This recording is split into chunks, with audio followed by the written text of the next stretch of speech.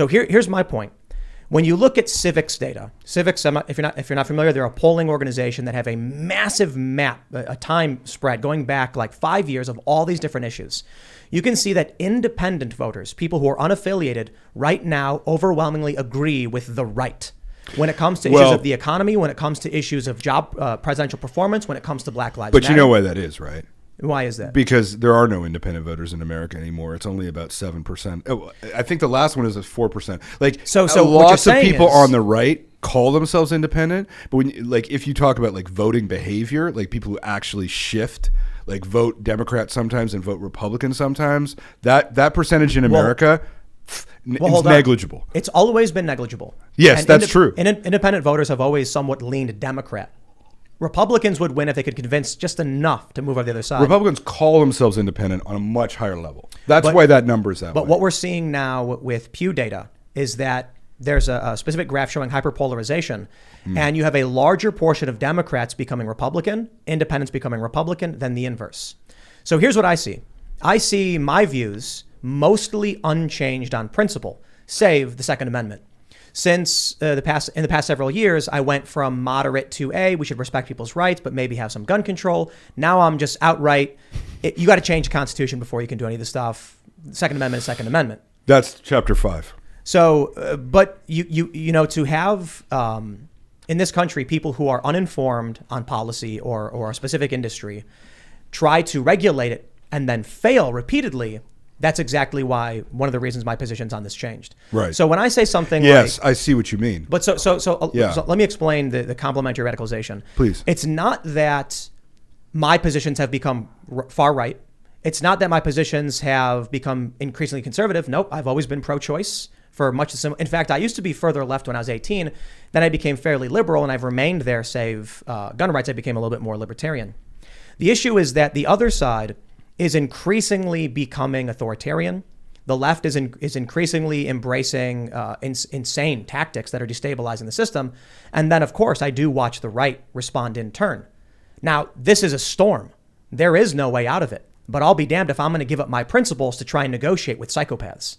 So when I say something... But you just acknowledge, see, this to me seems to be a key point. You're like, well, the right responds the same way. So surely you've got to get to a point in your country or just for your own soul, where you're like, the psychopaths are everywhere. We need to find a way out from the psychopaths. It's not just, the problem is not just the other side psychopaths, it's all of the psychopaths. Well, so let me put it this way.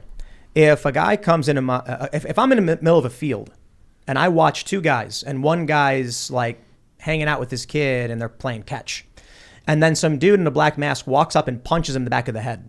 He turns around and starts fighting. I'm not going to be like, oh no, a fight. Can we please compromise? I'm going to be like, that dude punched that guy. Arrest him. Arrest him. That guy's defending himself. But you know, somewhere there's some guy who's in a left-leaning podcast who thinks exactly the same thing, except from the other side. And he's wrong. He thinks, but he's not, I mean, does it matter? It does. So look, I don't think it matters. Well, listen, Joe Biden, right? It is. Joe Biden is not the source of this. No. But I'll give you an example. Joe Biden, based on all available journalism and research we've done, engaged in a very serious criminal act with Ukraine. We have reporting from the New York Times. We have his own statements. We've got Matt Taibbi's reporting. We have sworn affidavits out of Ukraine from Viktor Shokin. As opposed to the fully legal activities of Donald Trump. Well, give me a specific example.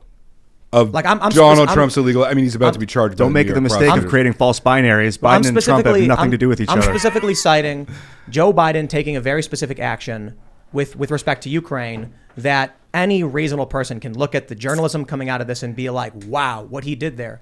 Now, look, by all means, call out Donald Trump for any criminal activity he may have done, but everyone seems to do it. He seems to be in the hot seat 24/7. He was under investigation for a hoax. The Russiagate hoax was just not true, but that doesn't happen to the establishment Democrat side or the leftists. Black Lives Matter engages in wanton destruction in some of the smallest towns in this country, over $2 billion in damage.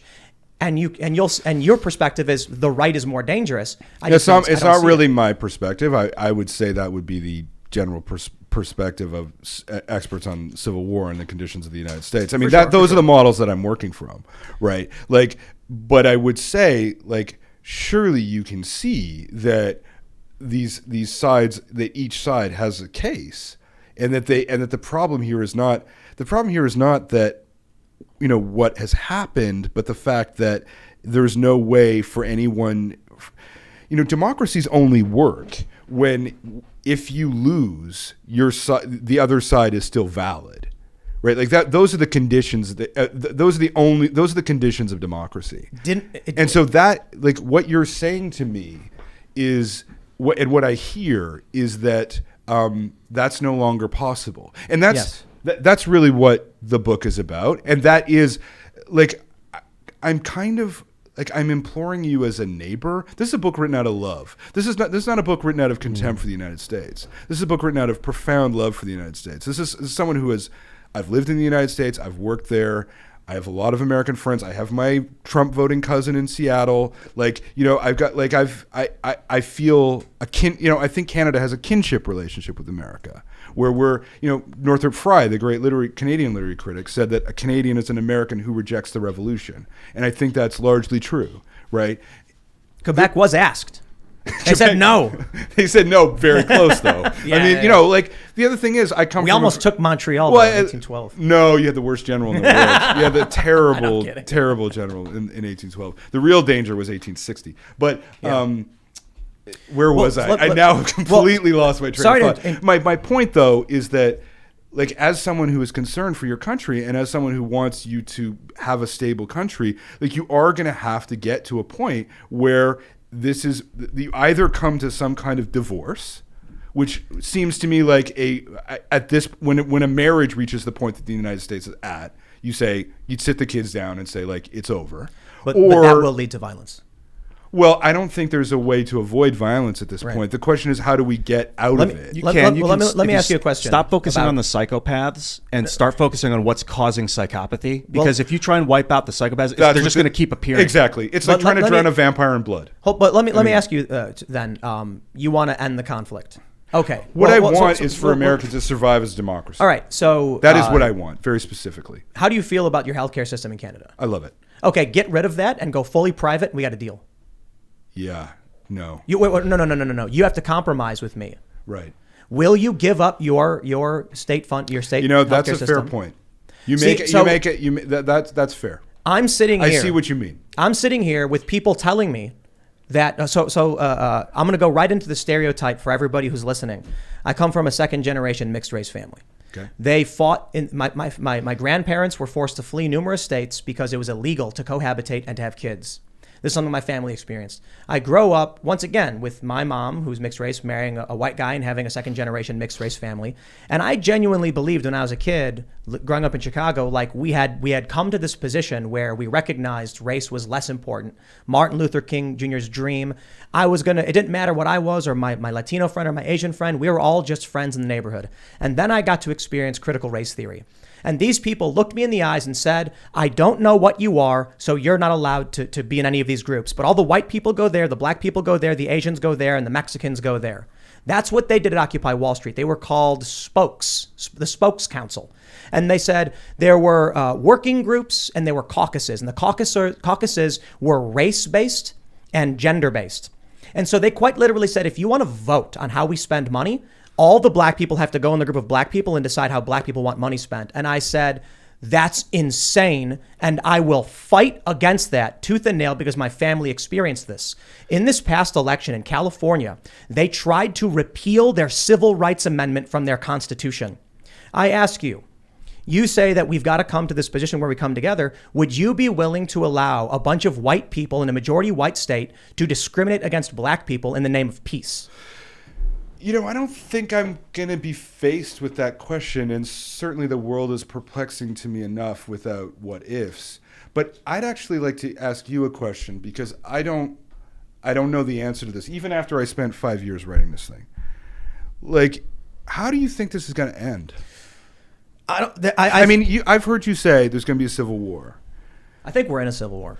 I think you're literally in civil strife. Yeah. In a technical sense, like you are already technically in civil strife. And that was 27 deaths per year or something. No, it's 25. But America's a funny country. Like America's so big and so diverse and so geographically huge that those numbers are probably not as meaningful as they are in the rest of the world. But on the other hand, I think we're in agreement, right? And is it like, an older metric? Like when? No, it's a standard metric, but it's still not.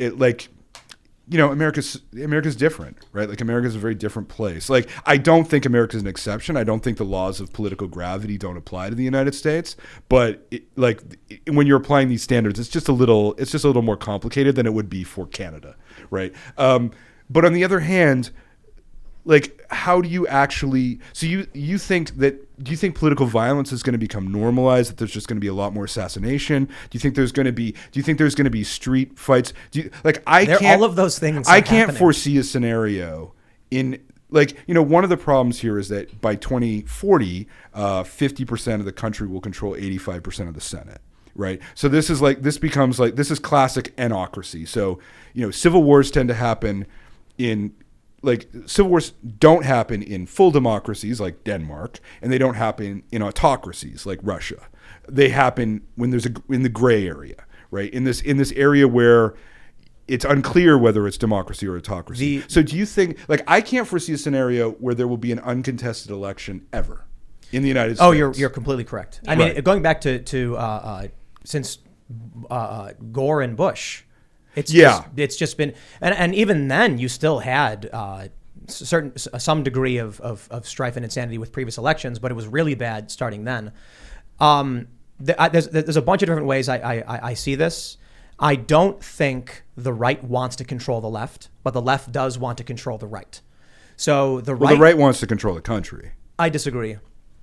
So you think the right would be happy with just the states controlling their own? Because one answer to this is radical defederalization. Yes, I mean that's something that's been talked about. But we are supposed to be radically defederalized. Yeah, I mean we're not. Well, you already are. But we're not. We're not de facto. But compared to other countries, to be radically defederalized. Compared to other countries, like compared to any country in Europe, compared to anywhere in Asia, you are radically defederalized. As you were traveling the country writing this, geographically, did you find intensity in certain areas? Well, I'm just curious, because it is a big country. Intensity? As you were traveling the country writing this book, when you were in state X, where you were like, "Wow, I really feel a burgeoning civil war here." New York City. I'm from New York City. No. Texas. Not to knock Texas. Did you go to any region that you were like, these people are ready to be separated from their friends? I found it everywhere. Really? It was extraordinary to me where I would find it. Like my friends who are in media in the Hudson Valley, they feel very much under threat. Like they feel like if you run for dog catcher as a Democrat in Hudson Valley, someone will send you a picture of a gun saying we're coming for you, right? Like never mind. But I mean, the thing about America right now is that everyone feels under siege, right? Like everyone feels under siege from one kind or another, whether it's cultural siege, whether it's political siege, whether it's siege from the political machinery, right? That's the extraordinary thing. Like I'm going to talk to you guys. You all feel under siege. Yeah. I feel under siege with varying degrees. With the censorship algorithm on what you described, YouTube. Like they're trying to they're hitting me in the back of the head in an open field. They're trying to tell me to live in a segregated world. Exactly. Yeah. And I will go and talk to Black Lives Matter organizers, which I have also done, and they will say exactly the same thing. Yeah, they will say literally exactly the same thing. And they're lying to you. But that's what they say about you. Yes, exactly. And when Russiagate was a hoax, when the Covington kids was a hoax, when Jussie Smollett was a hoax, at a certain point, don't you say to yourself, maybe they're lying to me? Well, then there's then there's January 6th. And? Then there's Trump calling up the tanks in Washington on the 4th of July. What is that? What is that? Well, on the 4th of July, on Washington. Doing a parade? Yeah. But hold on. Oh, sorry. Am I not close enough to the mic? But that's not a lie. January 6th was... if you're going to make... I don't do the rage. So if you want to have someone on to explain to you the crimes of the right, like you can definitely find a lot of people. If I'm going to cite overt, widespread lies, and then you cite January 6th, which is unrelated to what I was talking about, I'm going to ask you... Oh, I think you're asking... Well, I mean, if I were to count Trump's lies, that's a lot. I mean, how many hours do we have here? Like, I mean, if we're gonna talk about the lies of the right, like any Trump speech has 30 of them. Yeah, I don't like. But hold on. Comparing Trump and Biden, they're both authoritarian. I'm not talking about one guy. Trump is a symptom of this anger. I actually say that in the book. He's a mistrust. symptom rather than a cause, for sure. So when you have... But if you're asking me, like, are there any right-wing people who lie? That's not what I'm saying. I'm saying you would say that Black Lives Matter would accuse me of lying. And my response is, Jussie Smollett, that thing was an obvious lie, but it was picked up by actors and celebrities and every mainstream news organization. Russiagate was 3-4 years of outright lying. Ukrainegate, all of it turned to be lies. Hands up, don't shoot, another lie. The Covington kids, another lie. 11 Trump associates have been indicted. But indictments don't mean anything other than people are at war with each other. John Durham is investigating them the same as they're investigating him. What I'm talking about is... Are you really going to argue with me? Are you actually going to say that the Trump administration was an honest administration? You don't believe that. I didn't say that. So you would admit that they're lying? Oh, absolutely. Well, there we go. But my point is, Trump is... how many viewers does the right command in terms of institutional media? 10 million relative to... Well, Fox News is the biggest news organization in the country, by far. Except they only get about like 3 million in total. Well, yeah, I mean, we're in media breakdown. This is actually a large part of the structure too, like the information breakdown. That's also a big part of the book. So, but like that's when I talked about a complex cascading system, that feeds into both sides in different ways, in asymmetrical ways. But like one way of thinking about this struggle is that it is a mimetic struggle in the Jeff Josiah, definition of it. Here's the point I'm trying to get to. If you look at the politically homeless faction, the intellectual dark web faction, the post-liberal faction, yes, conservatives, and even hardcore MAGA Trump supporters, they all agree for the most part on a typical worldview, except for certain like Q elements, which don't make up that many people. I don't think I can really agree with that. I mean, I really tried. I mean, maybe it is my own failing, but I mean, part of my job was trying to figure out like what are the intellectual coherences that you find in this. And I found that, I mean, one of the things I find really interesting about the American right in general is their love of esoteric information.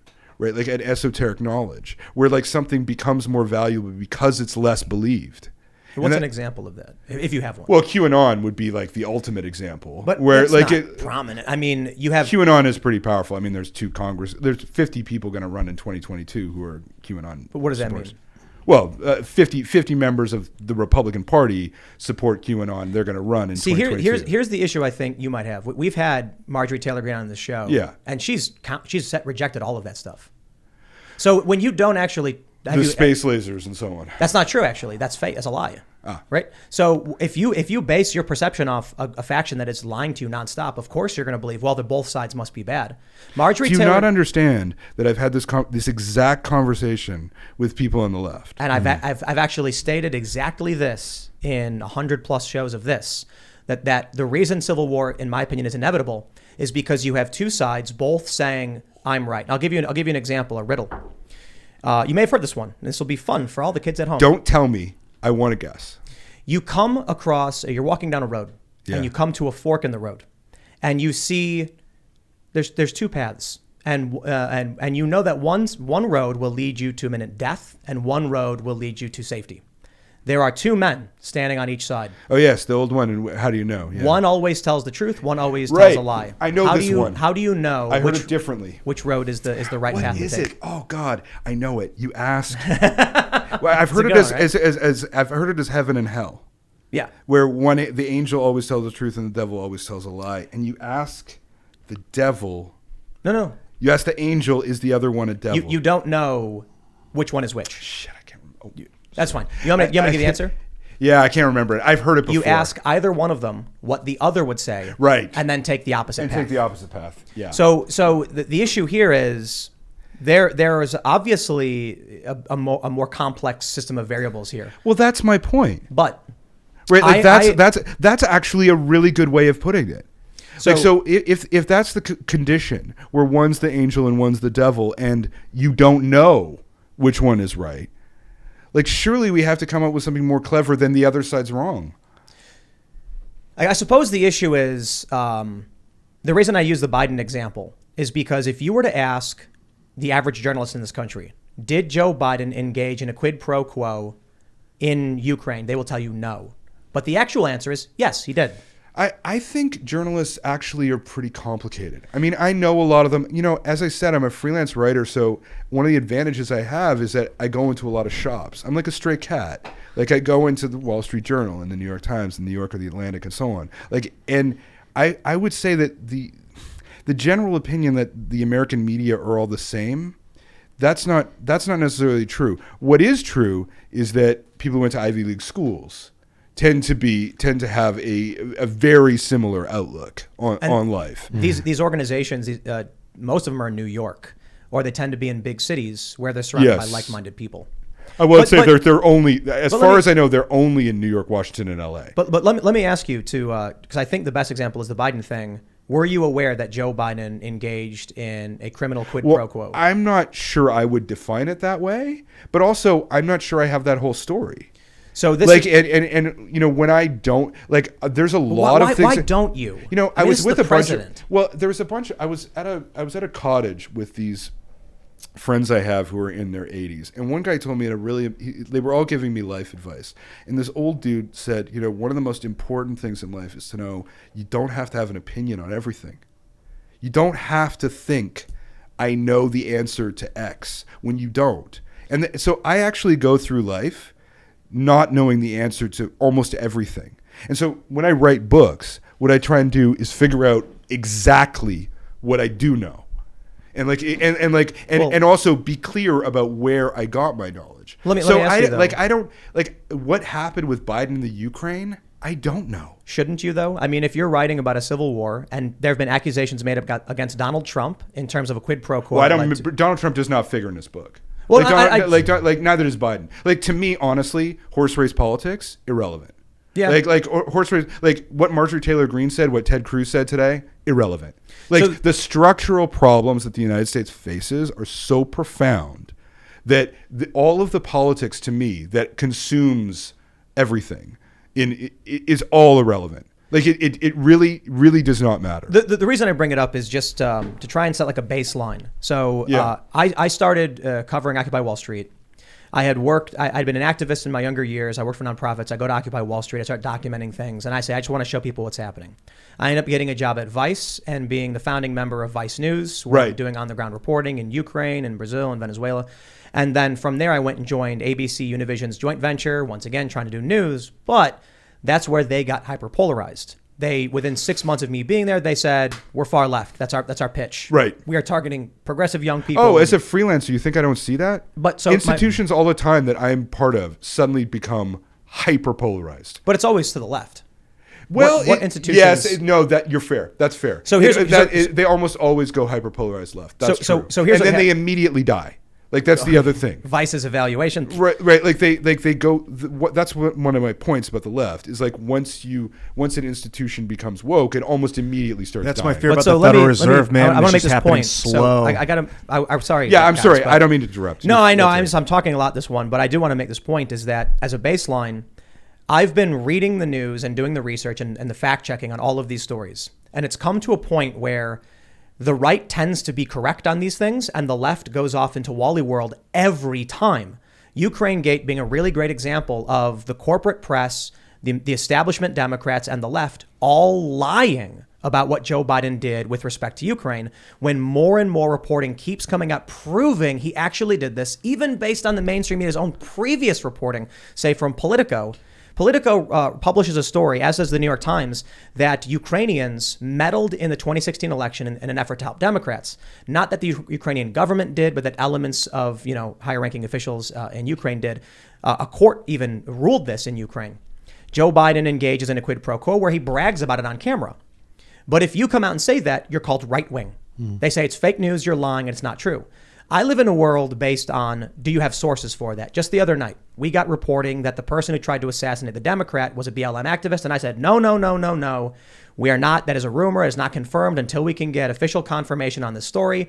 Even though there had been, I just hadn't seen it. Because if I don't have the official reporting from a trusted source, it didn't happen. But every single time I go to the news, a good majority of what's considered mainstream corporate press is outright wrong, and they defend it. For example, the crack pipe story. Jen Psaki goes on TV and says, we were never going to give out crack pipes. That's a lie, easily proved by looking at the organizations they were contracting who give crack pipes. I pulled up 2 different sources, international and national, that say safe smoking kits include meth and crack pipes. Yet when the right comes out and says this, Snopes says false. All of the corporate establishment press are saying it's not true. There were never any crack pipes. Then Jen Psaki goes on TV and says no crack pipes. Why was there an objection to them giving out crack pipes? The right felt it would exacerbate crack pipe smoking. Oh, see, in Canada, I remember in the 90s, I remember going to parties, and there was a government program to give out straws for snorting cocaine. Wow. Because it was being AIDS was being communicated nasally, and so I remember it. I was like, yeah, that's the government I like. They give out little things for snorting cocaine. Safe needles. But this is what happens. But right? listen, are you honestly telling me that you feel like when you see something on Fox News, you feel like it's probably correct, and that it's not, and that you've never seen a story on Fox News that was a lie? No, I call out Fox News. It's just I call them out less frequently. Well, then and Fox News is one station compared to the problem 70. here. The problem here is the informational networks. It's not the sides. That's what I'm trying to tell you. But what ends up happening is, after a decade of this, it has become so divergent that you cannot convince an 18-year-old who's voting for these policies that the majority of their life was based on lies. So I'll give you another example of what's caused all this. And I don't know if you looked into this, but have you looked at the LexisNexis data on critical race theory and woke terminology? No, I don't. I have not checked that. At the end of the 2000s, LexisNexis tracks massive spikes in the New York Times saying things like white privilege, racism, class privilege, etc. You don't need LexisNexis to tell you that. Right. Well, so several things happened. One, millennials who were in colleges who are learning these things started to age into the workforce. But the biggest thing that happened was Facebook created the algorithms that prop up content based on how many keywords are in them. So someone who's 8 years old, it goes on Facebook and they start getting inundated with videos of police brutality for 10 years. Why? Because it clicks really well. Anger and justice themes do really, really well on Facebook. But so does the opposite, dude. I mean, definitely. Absolutely. I mean, like anger and justice can go either way. Well, like I feel like I'm repeating myself, but like, surely we can all see that. Like, I've definitely not been a friend to wokeness. You can read read my writing on it. Like, I've been punished enough for it. But just to be clear, like my point here is really this: that the crisis that your country is facing is so severe that these debates are increasingly meaningless because they take place in a context of, essentially semantic collapse. Thanks for checking out this segment from the Timcast IRL podcast. If you want to watch live, you can check out this channel Monday through Friday at 8 p.m. Now, don't forget to smash that like button, subscribe to this channel, and if you want more unfiltered and uncensored content with all of these guests, go to timcast.com and become a member. All of these guests you know and love in exclusive segments on our website where we are unrestricted in what we talk about, so you'll definitely not want to miss it. Thanks for hanging out. We'll see you all next time.